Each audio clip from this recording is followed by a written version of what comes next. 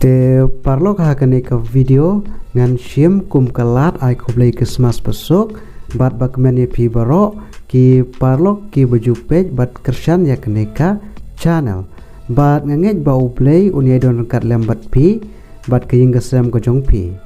te parlok hakane ka video ba menta ngan ra ya ki job notification balapanla da ka kotak man rabang Meghalaya nam taki post jong ki agency patana te sampai ya kini ke video hadu banda code bapinyo ya ki detail bakamanya nam ta kini ki post pelapelan da ke kotak mandra bank Meghalaya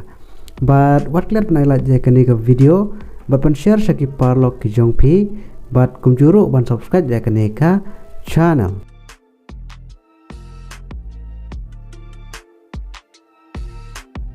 ka kotak mandra bank Meghalaya ka kod application ni pi nabenta ka banking job Meghalaya Shillong nabenta kini ki post jong ki agency patna ki bdei ki manager post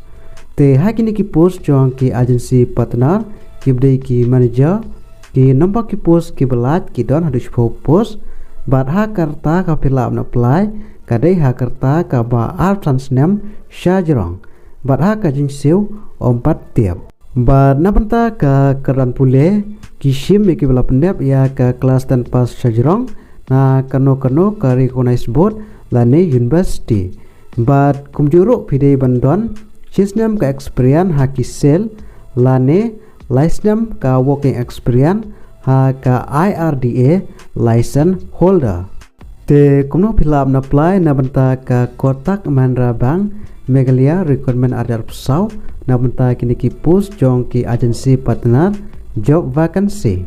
te parlok ada pidon kamon bat ka keran pule filaban pak ya ka resume ko jong pi sha uneu email robin.marak@kotak.com bat pilaro ban whatsapp sha uneu number new not r iwe not new ru pra kandai pra bat kelas dat kadai hadu baladap post te parlok wat penslam suya ka por te sapano kloy ya ka resume ka jong pi te parlok ha kane ka video tang kini jiben tiap na benta kane ka kotak mandra bank Meghalaya bat lada pidon kanu kapat ka bapim bat sai bah sngew bah ban komen ha kane ka video kublai shibon